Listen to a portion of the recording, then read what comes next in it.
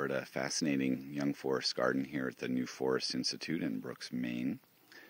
And one of the things I like about what they've been doing here, designed largely by Charles and Julia Yelton, what I really like about this site is that they've been working to integrate annual crops in the early succession stages of forest garden planting. So they do have this lovely pond down here with elderberries and so on, and there's some really fantastic walking onion plantings around and so on. It's a beautiful hillside over here that's been planted out to strawberries, which I think is a great early succession crop. They only really fruit for a couple years anyway, so why not put them in while you're waiting for other stuff to grow. That's a pawpaw in the cage there.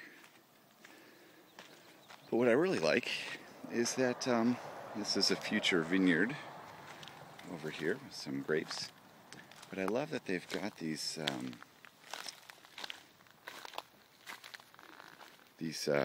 they're paths that are functioning as kind of mini swales with beds between them. And in this case, these are largely planted out with corn, and some of last year's potatoes are coming back and volunteering. But then there are perennial plantings that have been put in between, and while they're waiting for those to mature, we've got other crops in between. So here's a very nice rhubarb, and to either side of it are some great tomato trellises. And we have a Nanking Cherry over here in the cage, and again we have tomato trellises in between. And then there's Elecampagne and Highbush Cranberry. So we can come along these swales, which also serve as pathways. It's beautiful raised beds in between. Here's horseradish and beach plum over here. Again, tomatoes in between while they're waiting for things to fill in. That beach plum's already suckering very nicely. That's going to fill in some good space there. The whole thing curves around on contour.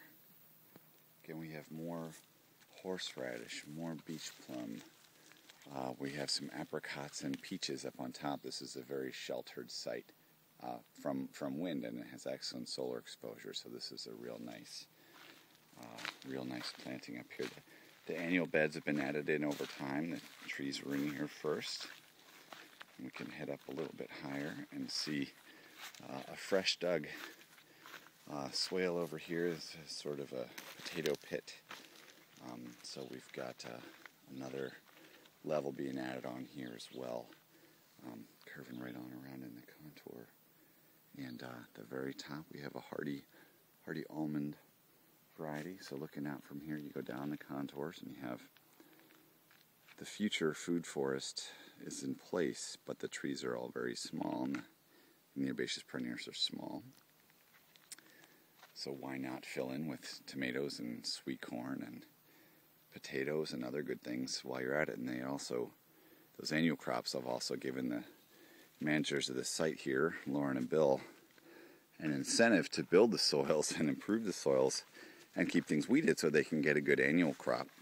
And meanwhile, that just benefits the forest garden in the long term as well. All the water that slopes down the site eventually ends up in that pond. And it's just a very beautiful model of an early succession system.